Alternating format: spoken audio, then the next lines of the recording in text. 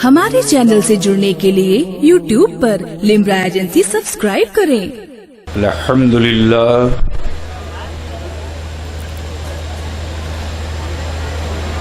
अल्हम्दुलिल्लाहि रब्बिल आलमीन वल आक़िबतु लिल मुत्तक़ीन।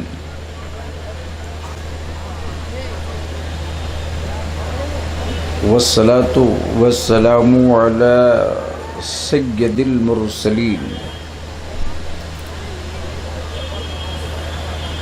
व अला आलिहि व सहबिहि अजमाइन, अम्मा बाद।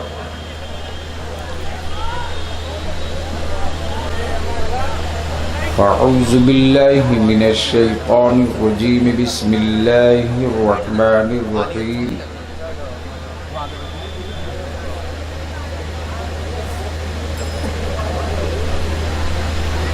मुहम्मदुर रसूलुल्लाह सदक़ल्लाह व सदक़ रसूलुहुन नबिय्युल अमीनुल करीम व नहनु अला ज़ालिका लमिनश शाहिदीन वश्शाकिरीन वल्हम्दुलिल्लाहि रब्बिल आलमीन। सदर बावकार मुअज़्ज़ज़ उलमाए किराम, दूर व नज़दीक, करीब व पास से चलकर तशरीफ़ लाए बरादराने इस्लाम। हज़रत ये कौन सा गांव हुआ? पौनी। सबसे पहले मैं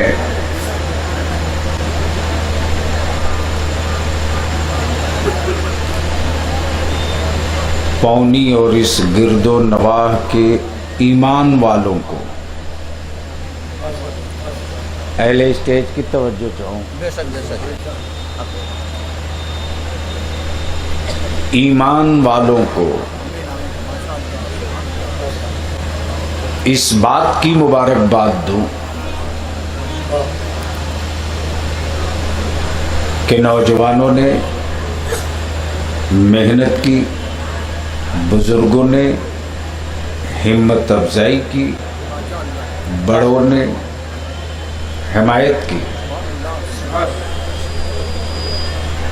और पीरों के पीर, मीरों के मीर सय्यदी सरकार गौसे आज़म के नाम से आज की बज़्म का इनेकाद हुआ।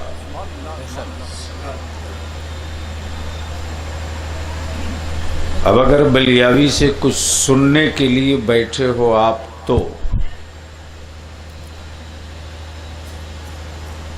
बलियावी ने पार्लियामेंट भी देखा है, असेंबली भी देख रहा है, अपर हाउस भी देख रहा है।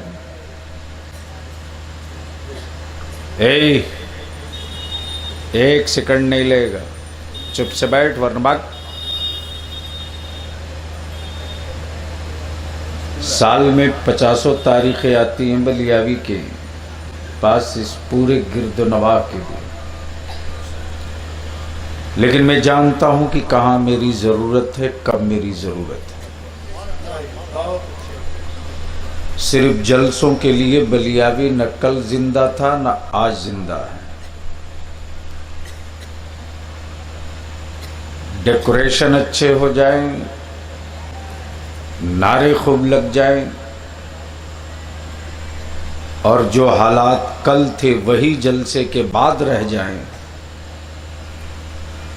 तो उसे जलसा हम नहीं मानते, जलसे के नाम पर मस्ती मानते। लेकिन सलातो सलाम के बाद,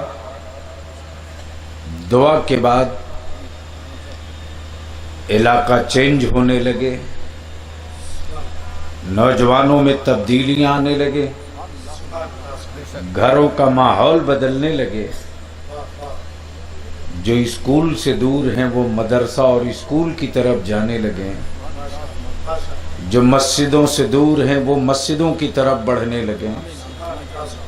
जो शराब की भट्टियों की तरफ कदम उठते थे वो शराब खाने की तरफ थूकने लगे, तो समझ लो कि पूरी मेहनत वसूल होने लगी। तो बलियावी को सुनने के लिए आपको थोड़ी सी अपनी मर्जी के खिलाफ नहीं, अपने नफ्स के खिलाफ, नफ्स के खिलाफ थोड़ा सा एडजस्ट करना होगा। और अगर दिल लगा के सुन लिए तो 2 जुमले में कम से कम 20 पेज का एक मजमून बलियावी की गुफ्तगू में मिलेगा। इसलिए कि मैं जानता हूं कि कंप्यूटराइज ज़माने में, व्हाट्सएप फेसबुक के दौर में, पेपरलेस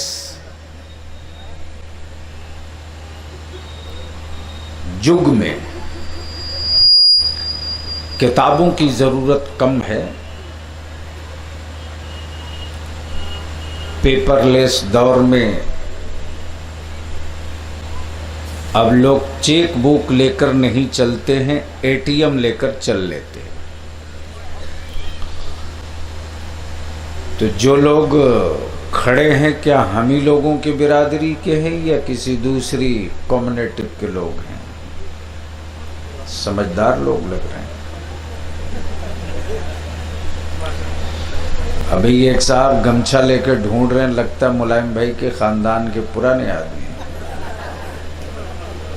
अरे अब तू खड़ा होके क्यों देखने लगा? कमाल है।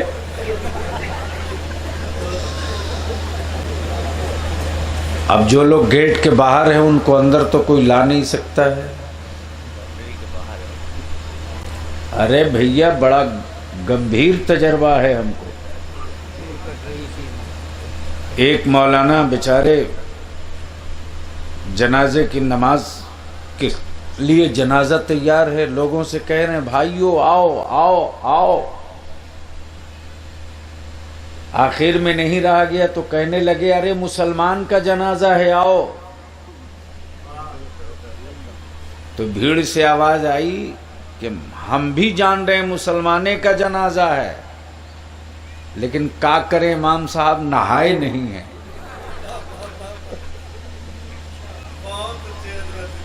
तो कैसे अंदर आ जाएं? लेकिन कुछ लोग आना भी शुरू किए। तो पहले इमाम से बोलो क्या सुनने का मूड है? कितने लोग सुनना चाहते हो जरा हाथ उठा लो। एक नहीं दोनों। अभी स्टेज के लोग हाथ वाले हैं कि बेहाथ के हैं? साथ में है। अरे साथ रहें न रहें, आज के ज़माने में कब कौन किसके साथ कई मिनट रहता है यार।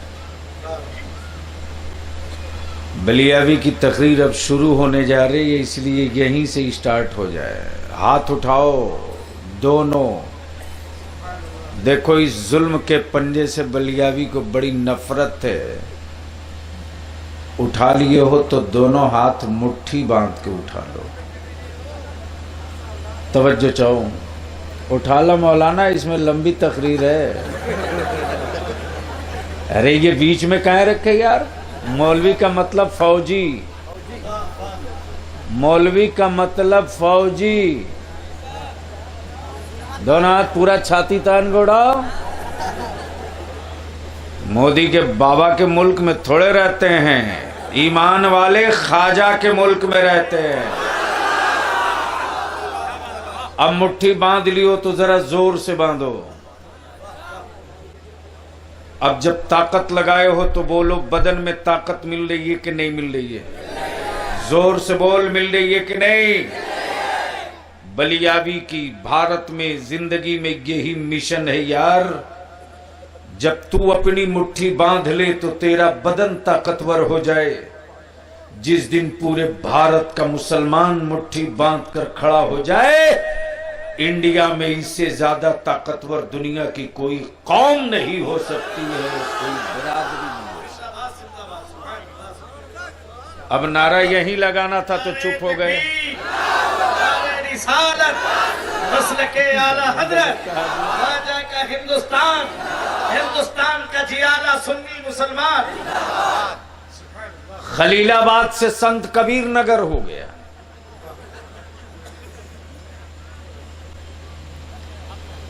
कमाल है हजरत। हजरत मुफ्ती साहब हैं, निकल। खलीलाबाद से सिद्धार्थ नगर हो गया। सिद्धार्थ नगर था संत कबीर नगर। बोल रहे थे आप, सही बोल रहे थे। अरे यार, रात दिन तो यही बनाने बिगाड़ने के लिए मैं जिंदा हूं। नहीं पढ़े वो लोग तो जरा कायदे से पढ़ो। एक के इशू हुआ तो मैंने कहा कि ये खो जाओ, तो 3 दिन नहीं लगा, लालू नीतीश एक हो गए। और फिर मामला जरा सा आंख दिखाने लगे बेटों को लेकर के, तो मैंने कहा ज्यादा मत घबराइए, मकनवा खाली करा देंगे। तो तीसरे दिन दिलवा दिया पटकनिया नीतीश जी से, हो गए ठीक। आज बलियावी अपनी कौम के नौजवानों से कोई चीज मांगेगा, अपने लिए नहीं, आने वाली अपनी औलादों के लिए। और अगर उसे लेकर आप खड़े हो गए तो याद रखना, एक्शन आज शुरू करोगे तो रिएक्शन 10 साल के बाद नजर आएगा। इसलिए कि 2 दिन में कोई ताजमहल नहीं बनता। तो अब अगर सुनने का मूड है, प्लीज, मैं भूल जाऊंगा तकरीर, तो मुसलमान ही ना हो जी, और टोपियो छोड़ के आए हो। अरे तो ही से तो पूछ रहे हैं, लगता है टोपी भी बम्बई रख के चला है। इस इलाके में हजरत एक से एक है। मिला ये बस्ती में, तो उसे क्या पता यही बलियावी साहब। तो हम भी सोचे जरा 20 मिनट ट्रेन है, ट्रेन में लेट है, तो इसी बीच में गोरखपुर आ गई। तो मैंने अपने बॉडीगार्ड से कहा, तू साइड में बैठ जा, जरा सा इसको बुला। तो मुझे तब भैया लोगों का क्या हाल है हो मुंबई में, तो शुरू हो गया। संजीदगी से आज सुन लो बलियावी को थोड़ी देर, और हो सके तो जो सुनना उसे दफन मत कर देना, उसे याद करके रास्ता ढूंढना। उलमाए ज़बील एहतराम का एक अजीम काफिला रौनक स्टेज है। जमात अहले सुन्नत की वो मुस्तनद शख्सियतें मौजूद हैं। जब दीनी दरसगाहों में ये हमारे उलमा तशरीफ फरमा होते हैं, तो इनकी दरसगाहों से न जाने कैसे कैसे आफताबो माहिताब पैदा लेते हैं। और माफ करना, आज जो उर्दू जिंदा है हिंदुस्तान में, वो किसी यूनिवर्सिटी और किसी कॉलेज की देन नहीं है। आज जो उर्दू बोली जा रही है पूरे हिंदुस्तान में, माफ करना, वो किसी हुक्मरान और किसी हुकूमत की बदौलत जिंदा नहीं है। हिंदुस्तान में उर्दू के जिंदा होने की सिर्फ 2 वजह है। पहली वजह यह है कि उर्दू में नबी की नात लिखी जाती है। तवज्जो चाहूंगा अहले स्टेज की। उर्दू में नबी की जोर से बोल दो। उर्दू में नबी की नात लिखी जाती है, और उर्दू में ही नबी की नात पढ़ी जाती है।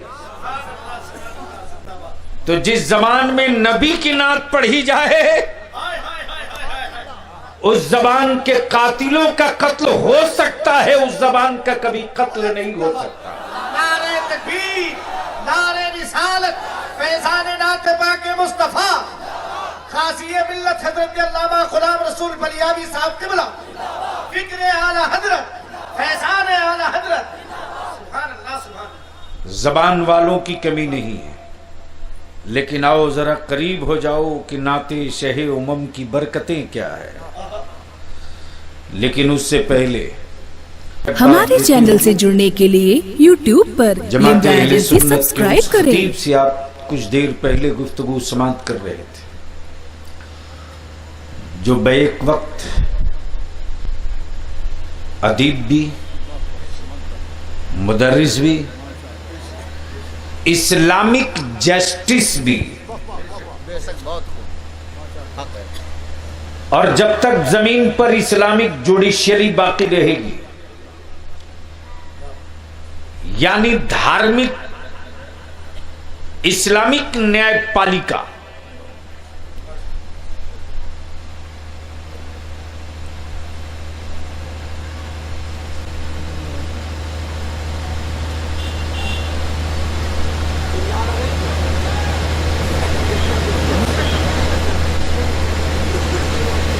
कसूर उसका नहीं है, कसूर उसका है जिस घर में पैदा लिया है। मैं इस क्रेप को ठीक करने के लिए पैदा नहीं लिया हूं, 2 मिनट नहीं लगा उठ के चल दूंगा। मेरे बारे में तुम नाबालिग को अभी नहीं जानते हो, इसलिए सुनना तो सुन वरना घर जा। मोहब्बत से मजमा बोल दे या रसूल अल्लाह। हजरत इजाजत हो तो नाते पाक का सिर्फ एक मतला एक शेर अर्ज कर दूं। ये मेरे जितने दुआएं देने वाले बुजुर्ग हैं सब पीछे हो गए हैं, बड़े आगे होते हैं तो जरा सा हिम्मत बढ़ जाती है। तशरीफ लाए ना, अरे हजरत आइए तो आप आगे आ जाए ना, आप लोग आगे, आप बिल्ला उल्ला लगा है, इधर आइए। बिल्ले का मतलब गिल्ला।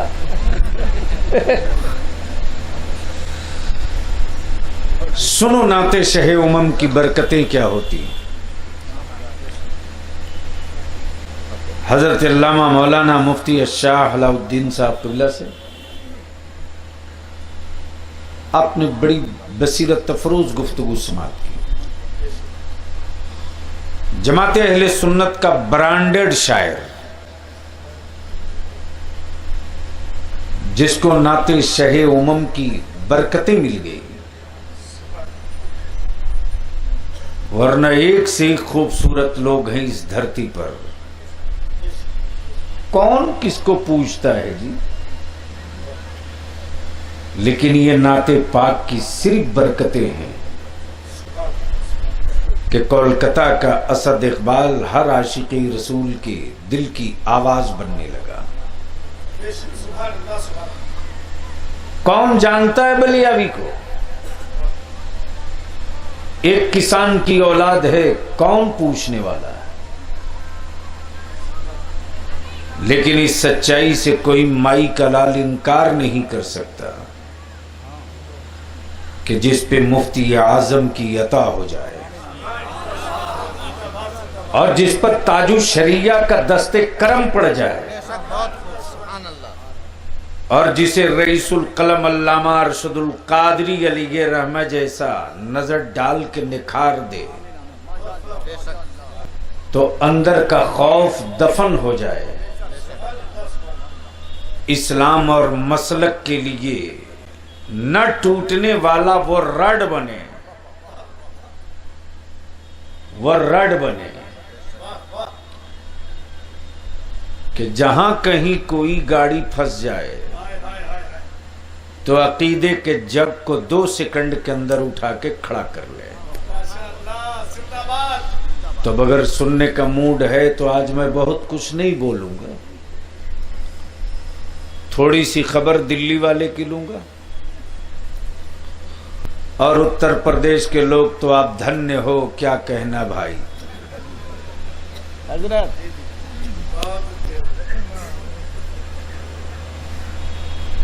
यही मुसीबत होती है मेरे लिए।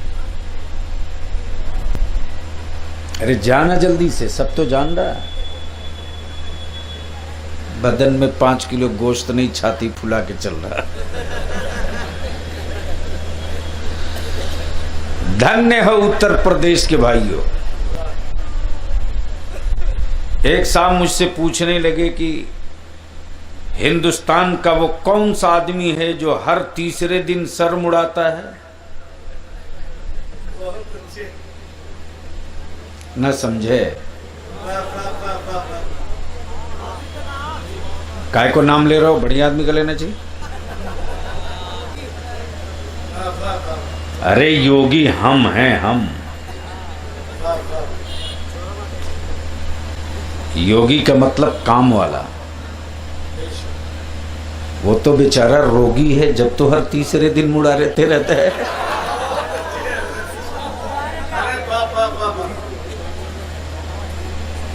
अरे क्यों उसके चक्कर में पड़े हो?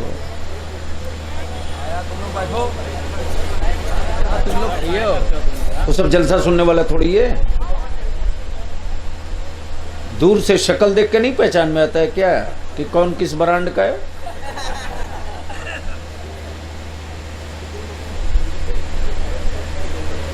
अब जरा सा पौनी में बैठे बैठे मदीने के एक मुसाफिर को देख लो।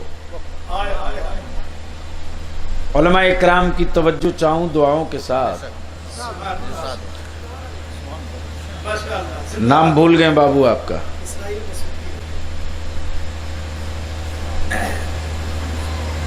नाज़िम इजलास मुंबई इखलास हजरत मौलाना इसराइल मसूदी साहब शेर सुना रहे थे, तो मेरे भी दिल को लग गया कि एक मतला एक शेर मैं भी सुनाऊंगा। सुनने का है मूड? तो पूरा मजमा जी लगा के बोल दे सुभान अल्लाह। अचानक ये एक मतला एक शेर आ गया। मान लो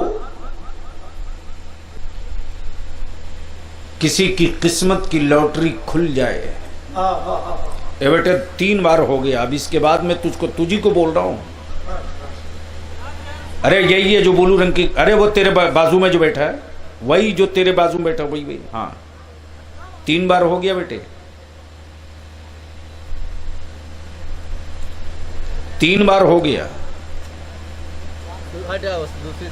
जल से बलियावी की रोजी नहीं है, 2 सेकंड नहीं लगता, चल देता हूं। बलियावी बहुत कुछ दे सकता, अपना 2 सेकंड वक्त बर्बाद नहीं होते दे सकता। तुम जैसे लोगों के लिए ही मर रहा आदमी, और तुम्हारे ही जैसे लोग आबरू और इज्जत दोनों नाश करवा रहे हैं। चले हो जलसा सुने, सर पे टोपी नहीं डाल सके। अंदाजा नहीं हो रहा कि आप जलसे में आए हो कि क्या करने आए हो।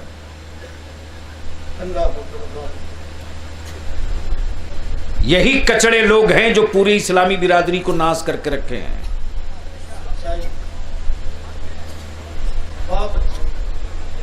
बड़ा खुश होना, घर पे 4 रोटी बेची खा लेना, मेरा क्या बिगाड़ लोगे?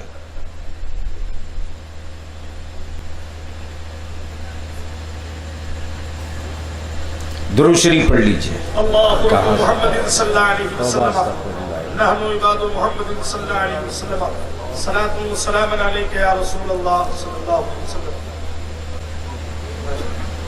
मान लो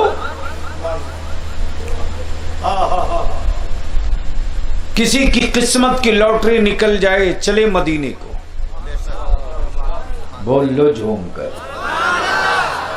और याद रखना, बड़े बड़ी हवेली वाले पड़े रह जाते हैं, बड़े बड़े दौलतमंद देखते रह जाते हैं, और मिट्टी काटने वाले आशिक़े रसूल का बुलावा आ जाता है। बड़े बड़े अरबपति तिजोरियां पकड़ के कैंसर के रोग से मरते हैं, और ठेला खींचने वाला, शहे उम्म पर दुरूद पढ़ने वाला, बगैर किसी तैयारी के मदीने का मुसाफिर हो जाता है। जहन को करीब करें और एक मतला एक शेर देखें। हज़रत हर कदम गरीब था, मजबूर था, बेबस था, मिट्टी काटने वाला कल्लास था। हर कदम, हर नफस देखते रह गए, हर कदम हर नफस देखते रह गए। जब वो चला था तो कोठी वाला, बिल्डिंग वाला, हवेली वाला, कभी उसका छप्पर देखे, कभी उसका मुकद्दर देखे। हर कदम, हर नफस देखते रह गए। जब वो पहुंचा मदीने तो बलिया भी आलम तसव्वुर में पूछ दिया, पहुंचे हो तो कैसा लगा? तो जब वो जा रहा था तो लोग कह रहे थे हर कदम, हर नफस देखते रह गए। जब वो रोज़े पाक पर पहुंचा तो वहीं से चीख पड़ा, उनको देखा तो बस देखते रह गए।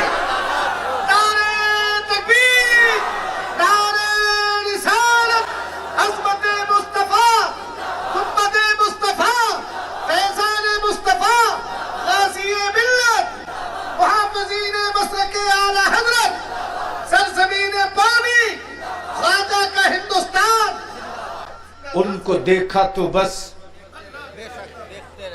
उनको देखा तो बस। अब अहले इल्म की तवज्जो चाहूं, अहले इल्म की तवज्जो चाहूं।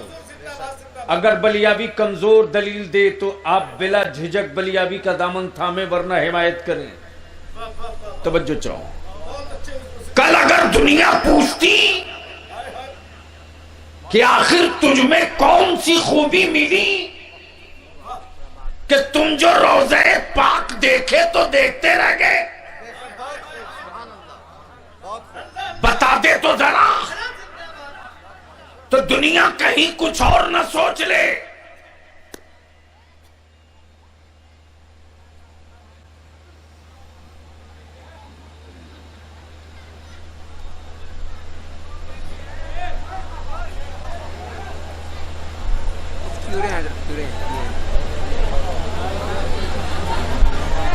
अरे है क्या वो मेढक? बहुत बड़ा है मेढक, है बड़ा वाला मेढक है। अरे किसी ला हौल वला कुव्वत। नहीं नहीं नहीं, अब इसी से अंदाजा कर लीजिए कि जब मेढक का ये असर है,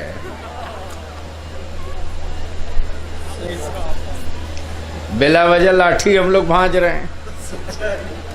यानी इतनी बहादुर कौम है कि साहब मेढक देख करके भगदड़ मच रही है। हाँ, जिसे जाना हो जल्दी निकल लो, ये मेढक के डर से लोग जा रहे हैं। अब बस समझ लो, मोहब्बत से बोल लो, जोर से। मैं क्या अर्ज कर रहा था, कहीं दुनिया ये ना कह दे बेशक कि ये झूठ बात।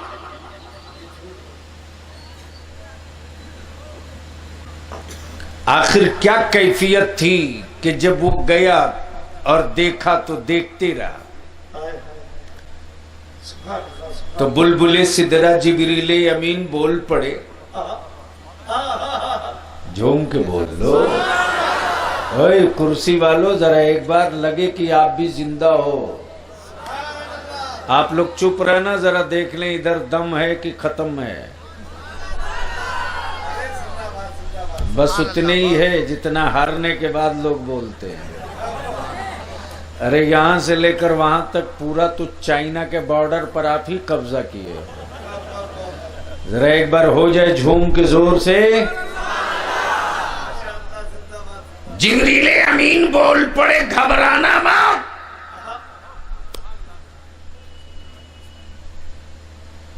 तेरी कैफियत की ताईद में बुलबुले सिदरा पहले बोल चुका है। उनको देखा तो बस देखते रह गए, उनको देखा तो बस। जैसे आज जब कोई किसी को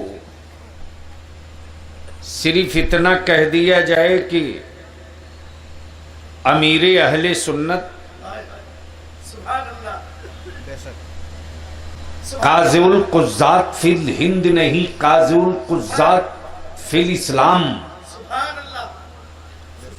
हुजूर ताजु शरिया फला जगह आ रहे हैं,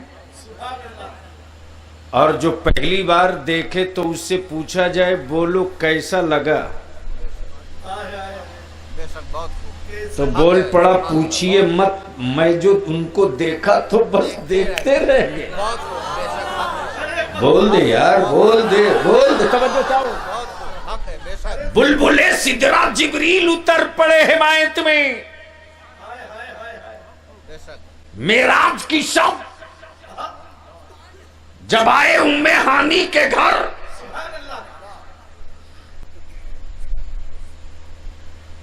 तो बिस्तरे पर सरापा नूर देखा, सरापा नूर देखा, तलवे से लेकर सरे पाक तक सरापा नूर देखा। और जब देखा नूर तो बोल पड़े, क्या बोले जिब्रील? सूरह वद्दुहा, सूरह वद्दुहा पढ़ के जिब्रील भी, सूरह वद्दुहा पढ़ के जिब्रील भी सूरते मुस्तफा, सूरते मुस्तफा देखते रह गए। और जब आशिकों के इमाम आला हजरत पहुंचे मदीने, तो कैफियत क्या हुई? वो तन्हा उस कैफियत में गुम न हुए, बल्कि आला हजरत रौज़े पाके पैगंबर पर पहुंच गए। तो पहुंचकर क्या बोले? हाजियों आओ आओ, झूम के तवज्जो चाहो, हाजियों आओ, शहंशाह का रोजा देखो। अरे काबा तो देख चुके, अब काबे का काबा देखो। तवज्जो चाहो, तवज्जो चाहो। और जब यही काबे का काबा 12 रबीउल नूर को आमुना के घर आया, तब फरिश्तों ने क्या सदा दी? काबे के बदरुद्दुजा,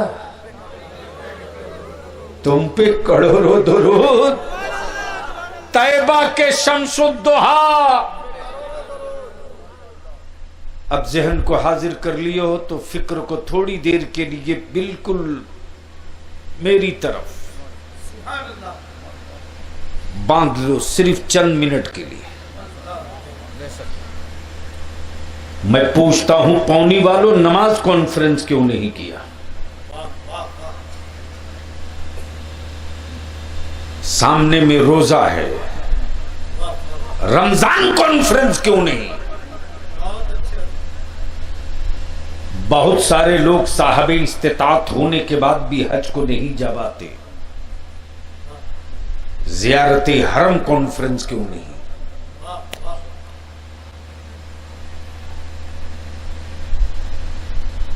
गौसे आज़म कॉन्फ्रेंस क्यों? क्यों? गौसुल वरा कॉन्फ्रेंस क्यों? अरे आज 3 तलाक के नाम पर मेरी बेटियों को चुनौती दे दी गई। लो, इस पर भी बोल रहा सुभान अल्लाह।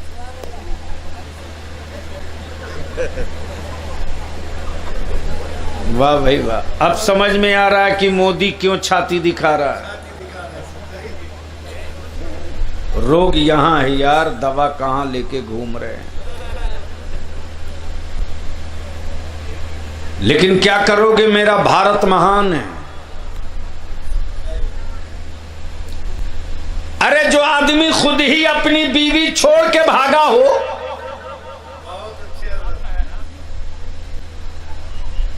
हजरत पता है नहीं इसके बारे में? तो इतना डरे डरे क्यों है? नहीं नहीं बिल्कुल नहीं आता। अरे जो होगा मेरे साथ होगा, बेफिक्र रहिए। हम तो आदी हैं इनके लव लेटर रिसीव करने के। मैं तो कभी कभी कह देता हूं कि माफ करना। हमारे चैनल से जुड़ने के लिए YouTube पर लिम्रा एजेंसी सब्सक्राइब करें। मुसलमान जो ईमान वाला है वो अपने वतन का कभी गद्दार नहीं हो सकता।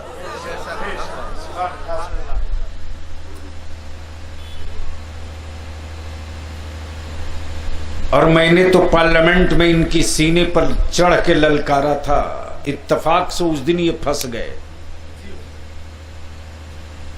दहशतगर्दी और आतंकवाद के नाम पर जिसे देखो वही मेरे बेटों का हाथ थाम ले।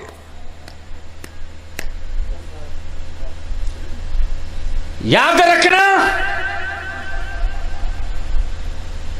अगर अपनी सोच और अपनी फिक्र को मुस्बत और मुनज़्ज़म न किए तो याद रखना 20 साल के बाद तेरे बेटे किसी चौराहे पर छाती तान कर अब्दुल्ला अब्दुल करीम नाम नहीं बता पाएंगे।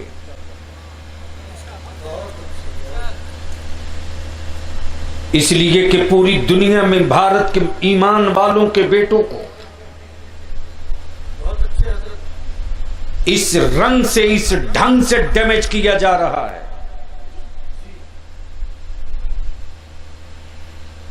अफसोस है, शायद ये आखिरी और पहला और आखिरी सफर होगा।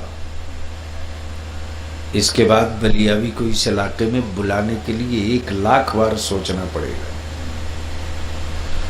देखनी हो तो चल बिहार, झारखंड, दुनिया के भारत के किसी कोने में, पत्ते हिलते नहीं हैं। लेकिन मैं कहां आ गया हूं? 20 साल के बाद जो तस्वीर दिखाई जाएगी वो बलियावी आज बताना चाहता। MP MLA मिनिस्टर बन जाना यह एक्सीडेंटल पार्ट है। जब अंधड़ तेज आता है तो नालियों के पत्ते भी आसमान को छूने लगते हैं। सवाल तेरी और मेरी जिंदगी का नहीं है रे, सवाल उनकी जिंदगी का है जो भी मां के पेट में पल रहे हैं। सवाल उनकी जिंदगी का जो भी मां की आंचल में दूध पी रहे हैं। उस वक्त का हिंदुस्तान कैसा होगा?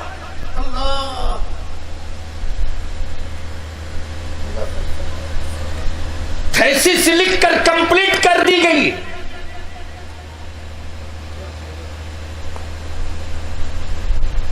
बलियावी कहता है कि सेकुलरिज्म के नाम पर ये कोढ़ और ढोंग है। अगर मुसलमानों के बच्चों के लिए लोगों का दिल साफ होता तो ना आज योगी पैदा होते, ना मोदी पैदा होते। मैं पूछता हूं किसी औरत के बच्चेदानी में कैंसर हो और डॉक्टर कहे कि कैंसर को काट कर निकालना पड़ेगा, तो अगर कोई आवारा शौहर होगा तो ही कहेगा कि बीवी को मरने दो। ये 10-5 लाख रुपये क्यों खर्च करोगे? नालायक और गद्दार औलाद होगी जो ये कहेगी कि मेरी मां के बच्चादानी को रहने दो, मरने दो। सालेह और वफादार शौहर होगा तो कहेगा डॉक्टर मेरी बीवी शरीके हयात है, हर बुरे घड़ी में मेरे पीठ पर दीवार बनकर रही, जितने पैसे लगेंगे फिक्र मत करो, उतना हिस्सा काट के निकाल दो, बीवी तो महफूज रहेगी। लायक और वफादार बेटा होगा तो सीधे कहेगा डॉक्टर पैसे की फिक्र मत कर, जमीन बेच दूंगा, जरूरत पड़ेगी तो मैं पूरी जिंदगी खटूंगा तेरे यहां, लेकिन मेरी मां तो जिंदा रहेगी ना।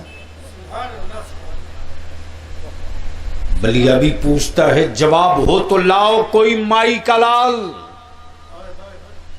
हिंदुस्तान की कोख में जब 1925 में आरएसएस पैदा हो गया और लोगों को पता चल गया, क्यों नहीं भारत की बच्चादानी से काट कर निकाला गया। अगर 1925 में अगर काट कर निकाल दिया गया होता तो आज ये रोग पैदा नहीं हुआ होता। गोया उनको इसलिए जिंदा रखा गया था कि दुकानें मुसलमानों की लुटेगी, मकान मुसलमानों का लुटेगा, घर मुसलमानों का जलेगा, बच्चे मुसलमानों के बर्बाद होंगे, आबादियां मुसलमानों की तबाह होगी। लेकिन याद रखना हर वक्त यकसा जमाना नहीं रहता। इतनी बातें याद रखना कि जब चिंगारी निकल पड़ी है आग की गोद से, तो आज मेरा छप्पर जल रहा है तो मेरे छप्पर की चिंगारियों से तेरा महल भी सलामत नहीं रहने वाला है। नारे तकबीर, नारे रिसालत, खासिए मिल्लत हजरत अल्लामा गुलाम रसूल बलियावी साहब क़िबला मिंबर ऑफ पार्लियामेंट इको हटा दो, ख्वाजा का हिंदुस्तान। इको कम करो, इको कम करो। उसमें इतना दम नहीं था रे, कमजोर तुमने किया है, तुमने किया। हवेली में रहो कि छप्पर में रहो, अरे अल्लाह दौलत दे, खूब दे, लेकिन दौलत देने से पहले अल्लाह तुझे अक्ल दे दे। बेशक हक है। हवेलियों में रहकर बेटे और बेटी की शादी के मौके से गरीबों की गुर्बत के मजाक उड़ाने वालों, अगर चाहते हो कि नबी की शरीयत में मुदाखलत करने वालों की के होंठों में की सिलाई कर दो, तो बलिया भी सिर्फ छोटी सी भीख मांगता है, दे दो। देखो कैसे इंच टेप से 3 महीने में इनका साइज नाप लिया जाएगा। सिर्फ एक काम कर दो, दौलतमंद हो के सेठ हो। अरे कितनी दौलत तेरे पास है रे, 1000 में 1 करोड़पति मुसलमान मिलता है, यही तो तेरी हैसियत है। 1000 में 1, लाख में नहीं, सैकड़ा में नहीं, 1000 में 1, यह आपकी औकात है। अल्लाह ने दौलत दी है तो किसी गरीब की गुर्बत का मजाक मत उड़ाओ। एक बात पूछो, क्या चाहते हो कि उसकी चुनौतियों का मुंहतोड़ जवाब देना चाहिए? देने की है हिम्मत? अरे बोलो ना, क्या देने के लिए तैयार हो?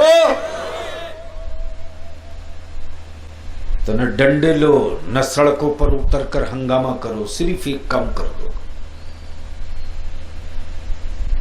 बंद करो बारात ले जाना,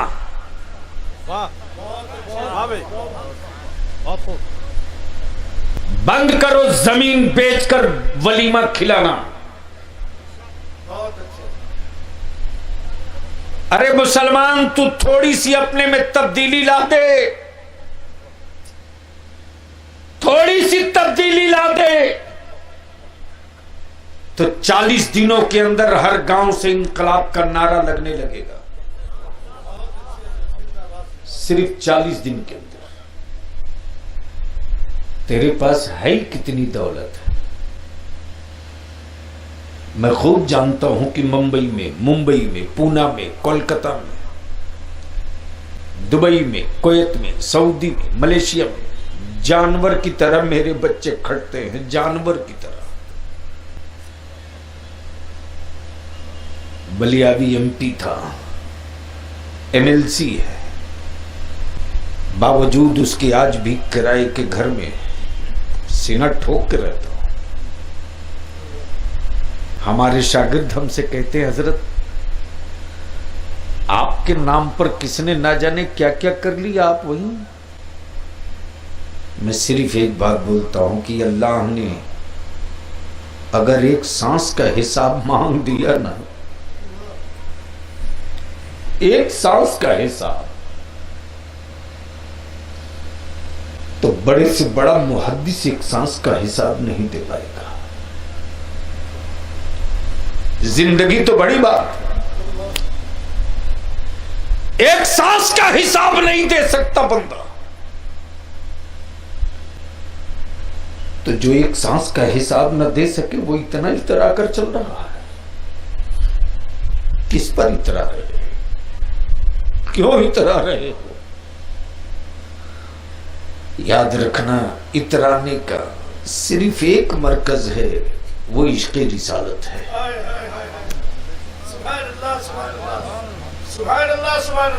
और इसी का तर्जमा आला हजरत ने किया, दिल अबस खौफ से पत्ता सा उड़ा जाता है। दिल अबस खौफ से पत्ता सा उड़ा जाता है। या रसूलल्लाह, पल्ला हल्का ही सही, भारी है भरोसा तेरा। पल्ला हल्का ही सही, भारी है भरोसा तेरा। अगर चाहते हो मदद करना तो सिर्फ एक काम कर दो। अरे तेरी तिजोरियों में उतने सिक्के नहीं हैं जिसे गिनने के लिए 10-20 दिन लगे। इस धरती पर मेरे नबी से ज्यादा मालदार कोई माई का लाल पैदा ही नहीं हुआ है।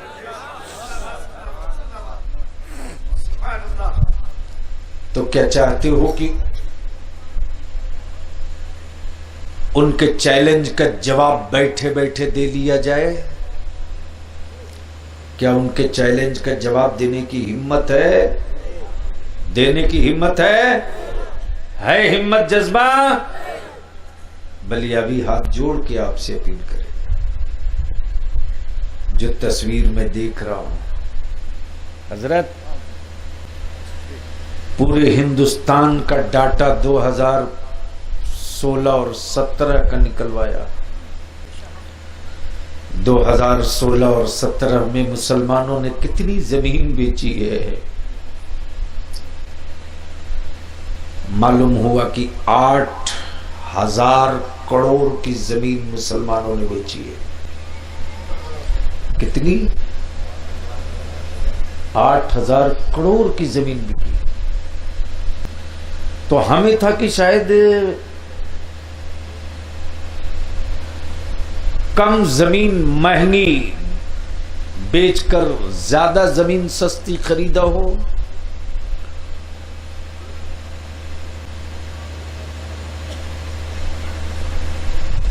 मालूम ही हुआ ऐसा नहीं, बल्कि 75% मुसलमानों ने जमीन बेचकर अपने बेटियों की शादी की।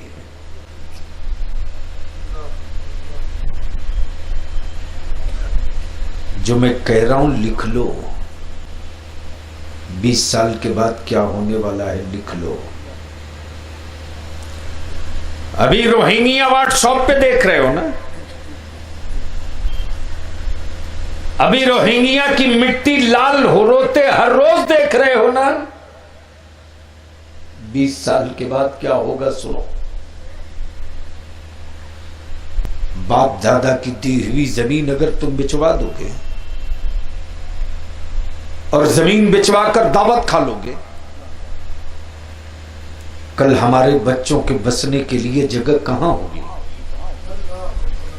रोड के किस किनारे वो प्लास्टिक की पन्नी में जिएंगे? और 20 साल के बाद हुकूमत के आवारा लोग हमारे बच्चों से कहेंगे तू कहां का रहने वाला है, बता बता। तुम्हारे बेटे कहेंगे मैं बस्ती का हूं, लोग कहेंगे नहीं मानूंगा। गोंडा का हूं, क्या सबूत? आधार कार्ड है, डुप्लीकेट होगा। वोटर आईडी कार्ड है, जाली होगा। अगर तेरे पास कोई जमीन है तो बता।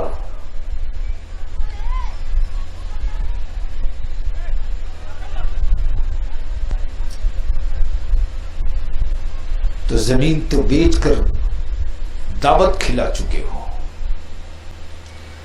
तब दुनिया में तेरे बेटे चीखेंगे मैं हिंदुस्तानी हूं। मान लो, लोग कहेंगे प्रूफ नहीं है,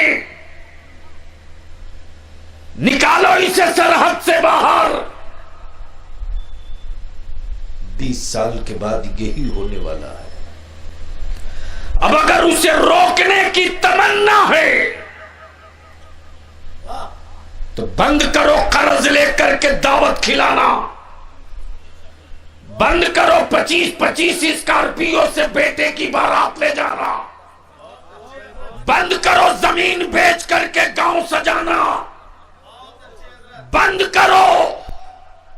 अरे कितनी दौलत है तेरे पास रे, मेरे नबी से ज्यादा मालदार इस धरती पर कोई माई का लाल पैदा ही नहीं होगा। वो नबी जिसको रब ने इतना पावर दिया हो। मुस्तफा आप कह दो पहाड़ को सोना तो अल्लाह सोना बना देगा। अगर रब रसूल कह दे चांदी तो रब चांदी बना देगा। लेकिन वो दानाए सुगुल खत्मुर रसूल तेरे लिए, मेरे लिए, कल्लाशों के लिए, मजदूरों के लिए, गरीबों के लिए रहमत आलम ने अपनी बेटी के निकाह में वो चीज दी जो रिक्शा वाला भी दे सके, ठेला वाला भी दे सके। इसलिए कि महबूब जो तुम दोगे वो तेरी आदत होगी, और जो तेरी आदत होगी वो तेरे आशिकों के लिए इबादत होगी।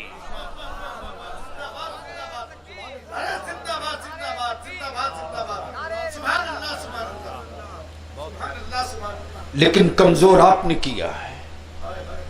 हजरत अभी रिजल्ट आया है, 3 दिन पहले यूपीएससी का रिजल्ट आया है, नहीं पता होगा आपको। खाओ बढ़िया खाना, मरो मरो। बेटों को अच्छा अच्छा मोबाइल देकर आवारा बनाने वालों, झूठ बोलते तेरे बेटे कि मैं मुसलमान था इसलिए फेल कर दिया। झूठ। आज के जमाने में मुस्लिम मोहल्ले में मुसलमानों के बेटे बोझ भी बने हैं, कोड़ भी बने हैं। लानत बनकर मोहल्ले में मेरी कौम के जवान रह गए हैं, लानत बनकर रह गए। इसी कौम का कोई एक जवान होता था, उन्हीं जवानों में सलाहुद्दीन अय्यूबी भी एक जवान था कि जिस सरहदों से गुजर जाता था तो जमाना का। हमारे चैनल से जुड़ने के लिए YouTube पर लिम्रा एजेंसी सब्सक्राइब करें। हिम्मत जो पूछ दे बेटी से, बेटा तो किससे बातें कर रही? अंदर का मर्द मर चुका है। झूठ बोलते तेरे बेटे कि मैं मुसलमान था इसलिए मुझको फेल कर दिया। झूठ। अभी 3 दिन पहले रिजल्ट आया। हजरत, आज से मौलाना इसराइल साहब, आज से 4 साल पहले बलियावी के आंखों के आंसू थमे नहीं कानपुर से दिल्ली तक।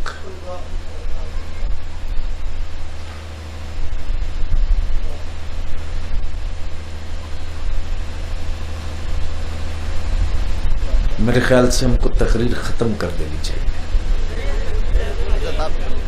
नहीं नहीं नहीं,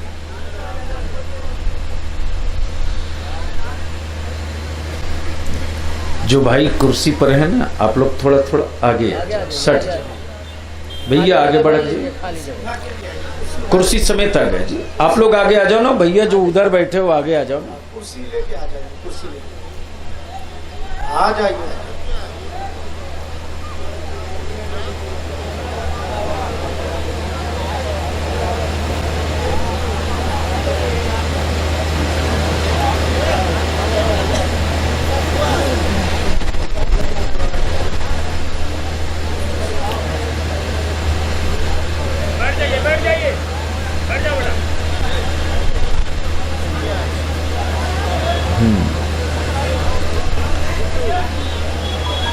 यही सारी वजह है मैं जलसों में अब जाना कम कर दिया हूँ, नहीं जाता हूँ, क्योंकि लोग जो चाहेंगे वो मैं नहीं कर सकता। क्यों वक्त अपना बर्बाद करेंगे हम। आजकल बलियावी की तकरीर हो रही है यूनिवर्सिटीज में, कॉलेजेस में, हॉस्टल में, लॉज में। अभी लॉ कॉलेज इलाहाबाद में तकरीबन 700-750 बच्चे थे। बलियावी अपनी मिशन की गुफ्तगू वहां करता है।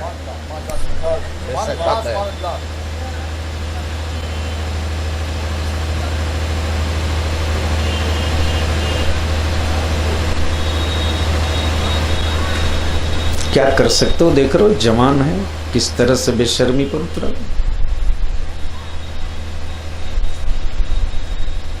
चलो अब आ गया हूं तो 10 मिनट और बर्दाश्त कर लो, वरना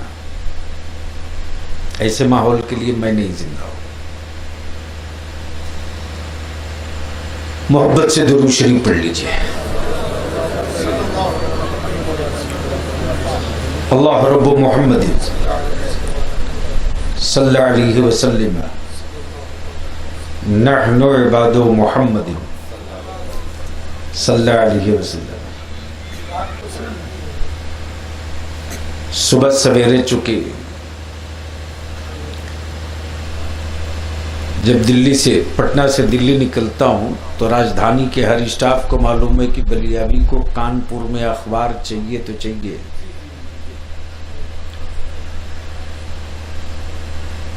तो फर्स्ट क्लास के केबिन में अकेले था, नॉक किया केयरटेकर, बोला सर कानपुर। मैंने कहा अखबार लाओ, बोला सर। मैंने कहा दे दे। पहली सुर्खी थी कि बनारस का रिक्शा चलाने वाले का बेटा IAS बन गया।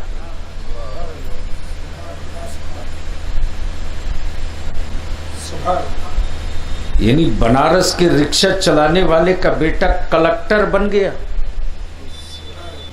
ये IAS क्या समझेंगे? अगर IAS समझ जाते तो शायद ये माहौल नहीं होता, रंग कुछ और होता। अरे ये तो बढ़िया जींस समझे हैं, अच्छा मोबाइल समझे हैं, इन्होंने कलम समझा नहीं तो इनके वजन को कोई क्या समझेगा। जिस कौम ने सिर्फ जबान की लज्जत समझी हो, उस कौम को समझने के लिए कोई अपना दिमाग क्यों खराब करेगा, बल्कि उनके दस्तरखान पर कुछ और लजीज चीजें भेज देगा ताकि उसी में उलझे रहो। लेकिन जंगल में रहने वाले आदिवासी अपने को समझ गए। बेशक हक है, बेशक कांशीराम मायावती के लोग अपने वजूद को समझ गए, मुलायम भाई के लोग अपने हैसियत को समझ गए। मुसलमान अब तक यही समझा है कि हमको किसी को सिर्फ हराते रहना है। जब तक आप किसी को हराओगे उसको कोई जीतने से कोई नहीं रोकेगा। और जिस दिन दुनिया को हराने की फिक्र छोड़कर अपनी औलादों को जिताने की बात करोगे, उस दिन तेरे बेटों को जीतने से कोई माई का लाल रोक नहीं पाएगा। और जिताने के लिए पहली जरूरत है कलम। तब बलिया भी कहता है बंद करो बारात ले जाना, बंद करो शादियों में गांव सजाना, बंद करो खेत बेचकर दावत खिलाना, बंद करो कर्ज लेकर वलीमा खिलाना, मस्जिदों में बेटा और बेटी का निकाह कर दो, उसी पैसे को बचाकर अपनी औलादों को पढ़ा दो। और पढ़ने वाला तू इतनी मेहनत करके पा कि तेरे हाथ में पावर वाला कलम आ जाए। जिस दिन तूने अपने बेटों के हाथ में पावर वाला कलम दिला दिया ना, कसम खुदा की उसी दिन एक नया इनकलाब आएगा। और हमारी कौम के ये बेटे अपने आलिमों का हाथ चूम कर कहेंगे, हजरात मेहराब में खड़ा होकर रजा के मसलक का मुसल्ला आप बचा लो, पावर वाले कलम की नोक से मस्जिदों का मिनारा हम बचा लेते। इसके लिए नीचे आना होगा। जैसे ही मौलाना कानपुर में देखा रिक्शा चलाने वाले का बेटा ये सो गया, इस बीच में कुछ जर्नलिस्ट लोगों को पता चला, बलिया भी इसी ने, ताबड़तोड़ पूरी टीम आ गई इंटरव्यू के लिए। एक ही इशू है, तेरे बलियाबी के पास कोई जवाब नहीं था, कोई जवाब नहीं था। और उस वक्त तो आलम यह है कि बलियाबी रो भी नहीं सकता था। आज भी मेरे आंसू थमते नहीं। जैसे ही नजर पड़ी कि बनारस का रिक्शा चलाने वाले का बेटा ये सो गया, दिल में ये ख्याल पैदा होते रहा, काश अखबार वाले ये लिखा होता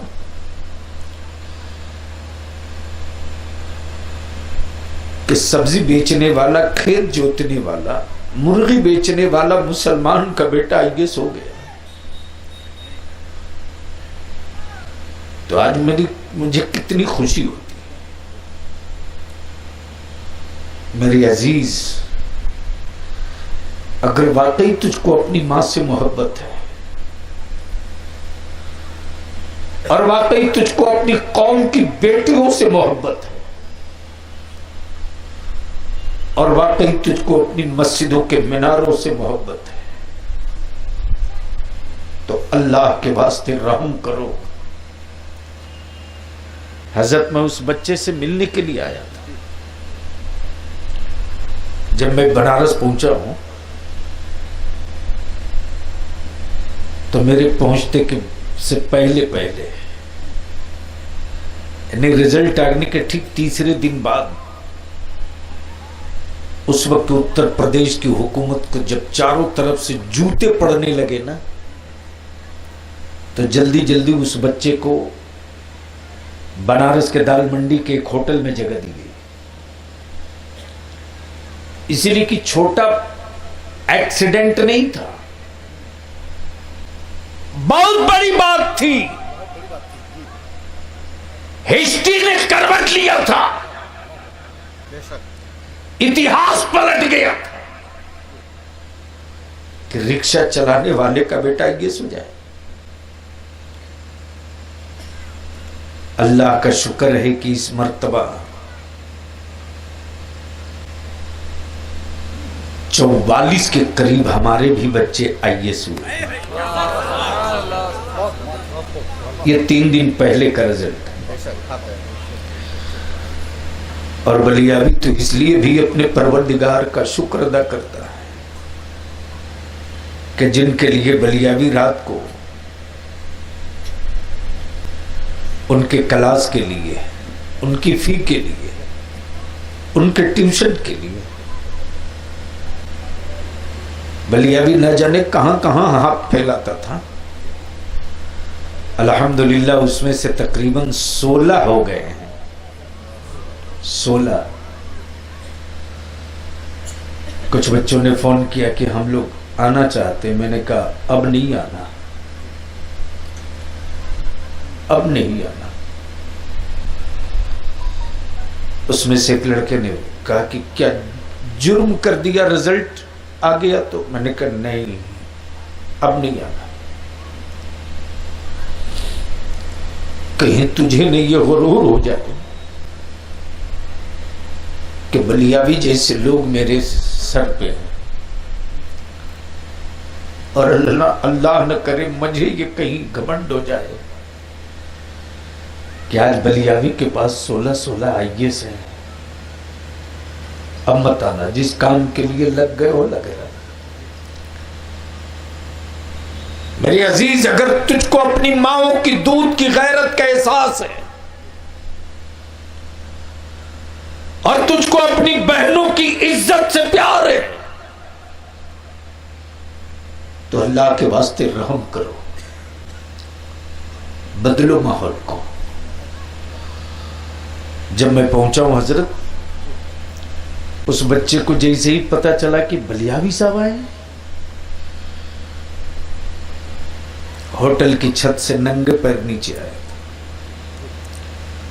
जैसे ही पैर छूना चाहा, मैंने कहा नहीं, तेरी जगह ये नहीं है, तेरी जगह सीना है। गले लगाए। मैंने कहा जिंदगी में कभी किसी का पैर मत छूना बेटे। अगर छूने को जी चाहे तो मां का छूना या बाप का, बाकी किसी का मत छूना। देखा कि बच्चा लगा झरझर झरझर रोने। बोल पड़ा मेरी मां का बचपने में देहांत हो गया, काश मेरी मां आज होती। उस वक्त मेरे हाथ में कलम था। मैंने कहा ये बहुत कीमती कलम नहीं है, एक मौलवी गरीब दे क्या सकता है, लेकिन कलम इसलिए लाया हूं कि जब भी लिखना तो इंसाफ लिखना। इंसाफ लिखना। जब भी लिखना तो इंसाफ लिखना। और चंद फूलों के गुलदस्ते हैं, इसे गुलदस्ता मत समझना, हिंदुस्तान समझना। इसलिए कि हिंदुस्तान वो मुल्क है जहां हर मजहब के फूल खिलते हैं।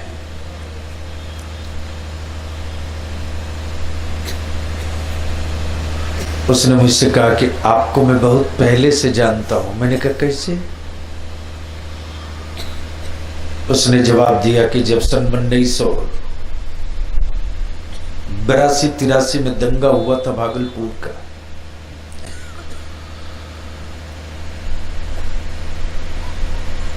उस वक्त हम आपको कभी देखते थे टेलीविजन पर और टीवी पर। मैंने कहा वो बीते दिनों की बात हुई।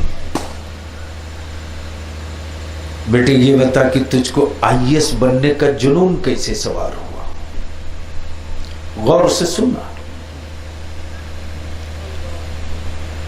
उस बच्चे ने जवाब दिया मेरे बाबूजी रिक्शा चलाते थे। मैंने कहा ये मकान तो तेरा नहीं, ये तो होटल है। तो अपना मकान हमें दिखाएगा। अंधेरा पुल है ना बनारस में, कैंट के ठीक पहले, उसी के आगे गंदा एक नाला टाइप का है, वही पन्नी में वो पैदा हुआ था, प्लास्टिक की पन्नी में। उसने कहा मेरी जन्मभूमि वो है जिसको रातों रात उजाड़ा गया है कि कहीं हिंदुस्तान की रुसवाई न हो जाए, इसलिए उजाड़ा गया है। मैंने कहा इसे उजड़ने मत देना।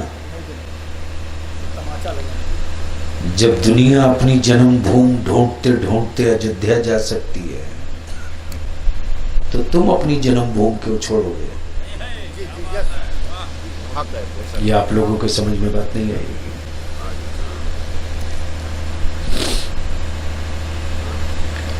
मैंने कहा बताया तुझको आईएएस बनने का जुनून कैसे सवार? सुन मेरे अजीज सुन। उसने जवाब दिया बाबूजी रिक्शा चलाते थे, मां का देहांत हो गया, मुझसे बड़ी मेरी दीदी थी,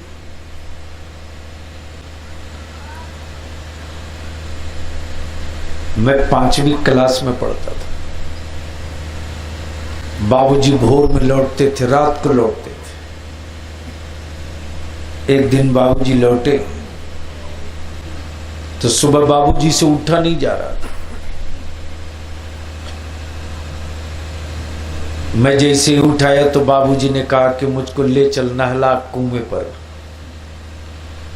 मैं बाल्टी से पानी खींच के जैसे ही बाबूजी की सर पे डालना चाहा कि मेरे पिताजी के पीठ पर लाठियों के कई निशान थे। उस वक्त मैंने अपने पिताजी से कहा बाबूजी मैं अब पढ़ाई छोड़ दूंगा, मुझको ईंट भट्टा पर काम लगा दो। आपको पुलिस वाले मारते हैं ना। मेरे बाप ने मेरा हाथ पकड़ लिया और मेरे बाप ने मुझसे कहा कि वचन दे मुझको कि मेरे मरने के बाद भी तू पढ़ाई नहीं छोड़े और तू इतनी मेहनत करके पढ़ेगा कि जिसने तेरे बाप की पीठ पर निशान डाले हैं ना, उसको तू अपना नौकर बना देगा। मैंने कहा तुम तैयारी कैसे की? वो जवान बोलते बोलते चीखने लगा। ये जो रेलवे लाइन माल गोडाउन के सामने जो मार्क्स लाइट है ना, उसी की रोशनी में पड़ता था। और जब बारिश और आंधी आती थी तो खड़ी माल गाड़ी के डब्बे के नीचे छुपता था। जीआरपी पुलिस वाले मुझसे बुलाकर दारू मंगाते थे, मुझको मारते भी थे, लेकिन मैं इस लालच से यहां छुप कर पढ़ता था कि रोशनी मिलेगी। सुबह अखबार बेचता था, जो पुरानी किताबें सड़क के किनारे लोग बेचते हैं ना, वही किताबें ढूंढ ढूंढ करके। बलिया भी आपसे पूछना चाहता है, मेरी कौम के बेटों बताओ, एक रिक्शा चलाने वाले का बेटा अपनी बाप की पीठ पर लाठियों के कुछ निशान देखे तो सब कुछ बदल गया। अरे और कितनी बेटियों की लुटी हुई आबरू की सीढ़ी देखोगे, और कितने जिसर जले हुए शहरों की राख देखोगे, और कितनी मस्जिदों के टूटे हुए मीनार देखोगे। हमारे मुल्क से बेहतर संविधान किसी दुनिया में नहीं। और हमारे मुल्क की अदालतों से अच्छी अदालत दुनिया में कोई और नहीं।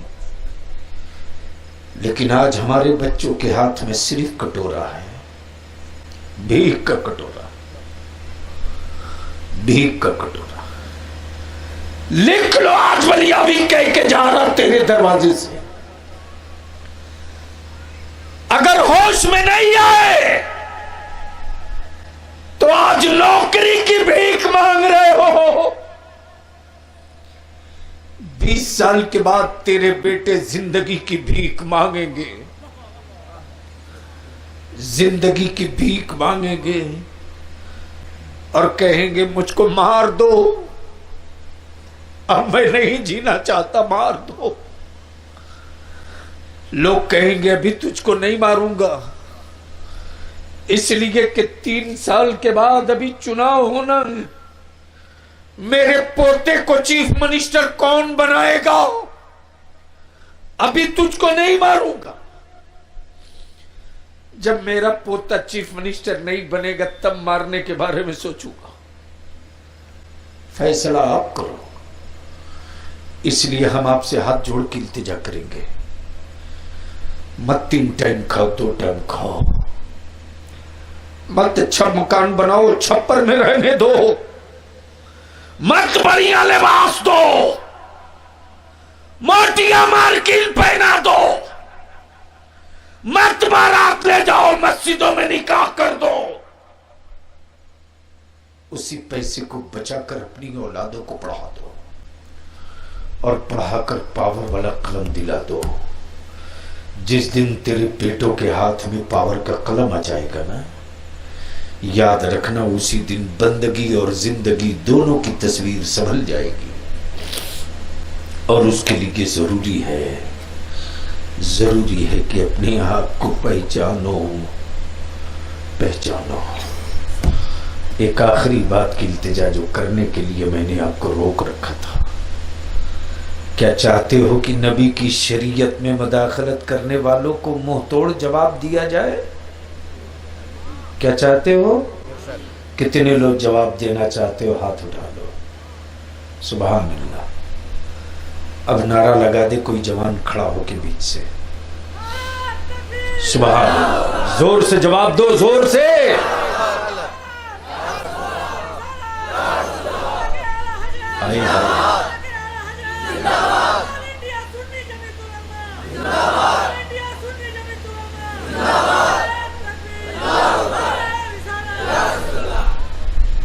एक काम कर दो, हर गांव में मीटिंग बुलाओ, हर गांव में। गरीबों को मत कहो अमीरों, आप बुलाओ।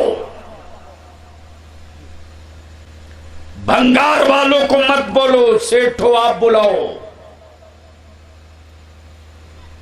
बेशी ने ही हर गांव का सेठ एक जगह बैठ जाए और हर सेठ मिलकर तय कर ले कि हम 56 इंच के पेट वाले की चुनौतियों को कबूल कर चुके हैं और उसका मुंह तोड़ जवाब हम अपने दरवाजे से दे रहे हैं। 6 महीने के अंदर भूसा की तरह उड़ जाएगा वो। 6 महीने के अंदर भूसे की तरह उड़ जाएगा। सिर्फ एक काम कर दो, इलाके के जितने सेठो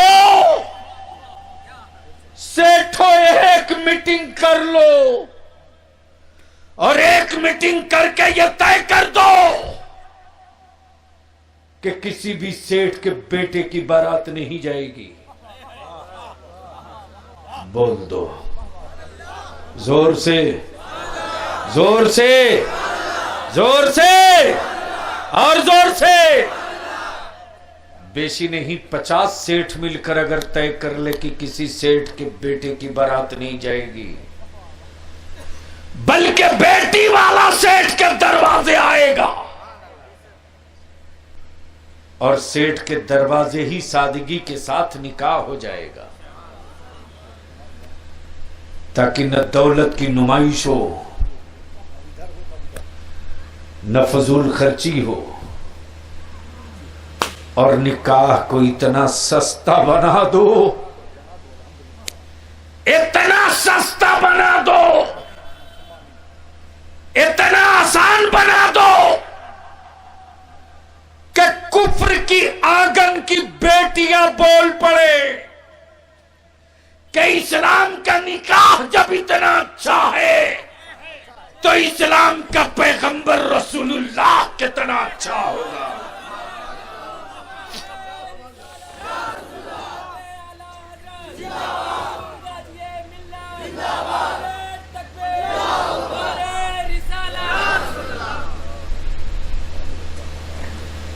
जरूरत इसी बात की है। आज रात को 12 बजे 1 बजे तक कुंवारी बेटियां घंटों बातें करती। अल्लाह के वास्ते अब रहम कर दो अपने बेटों पर। अरे बेटा तो वो अच्छा है जो अपने बाप से बढ़िया मोबाइल के बजाय कोई ऐसी चीज मांग ले जो कहे कि अब्बू हमारा फला इंस्टीट्यूट में एडमिशन करा दो ना, मैं मेडिकल कंपटीशन निकाल के दिखा दूंगा, इंजीनियरिंग निकाल कर दिखा दूंगा, स्टेट सर्विस कमीशन निकाल कर दिखा दूंगा, यूपीएससी बीपीएससी निकाल कर दिखा दूंगा।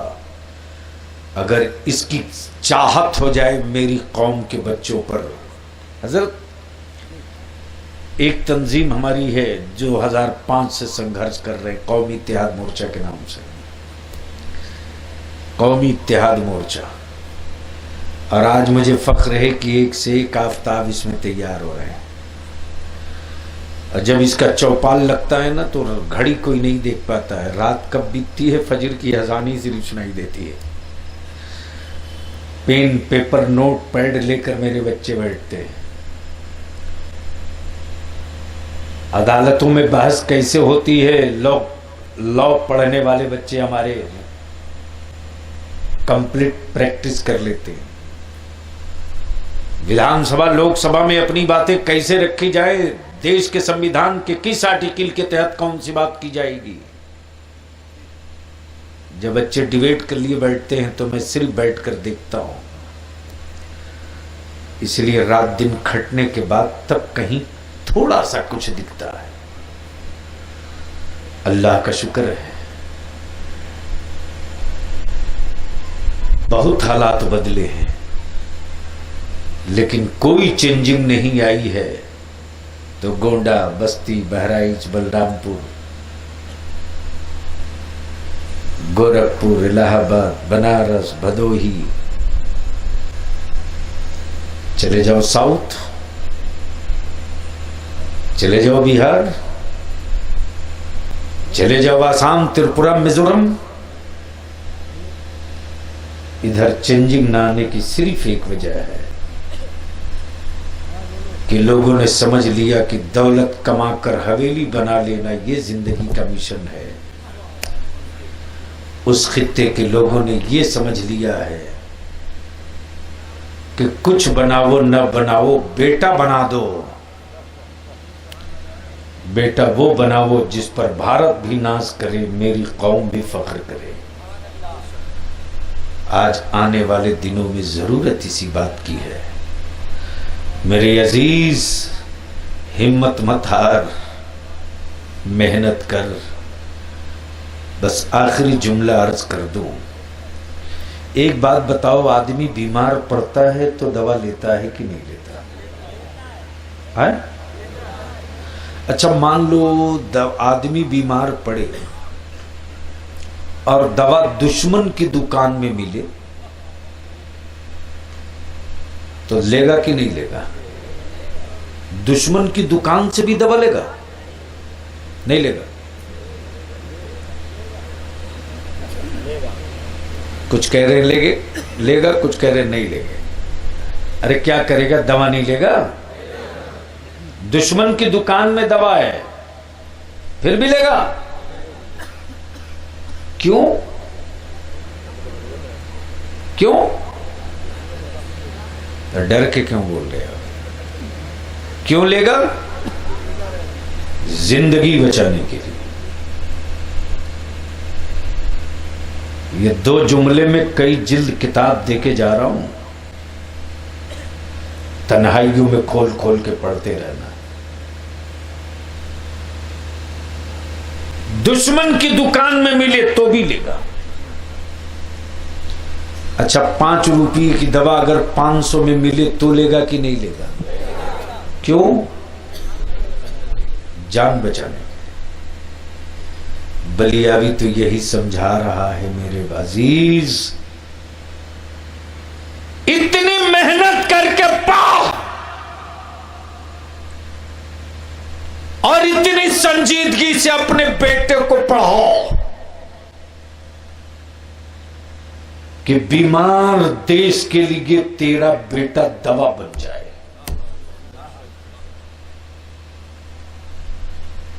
और देखनी है तो आंखें खोल के देख, भारत का डिफेंस बीमार था,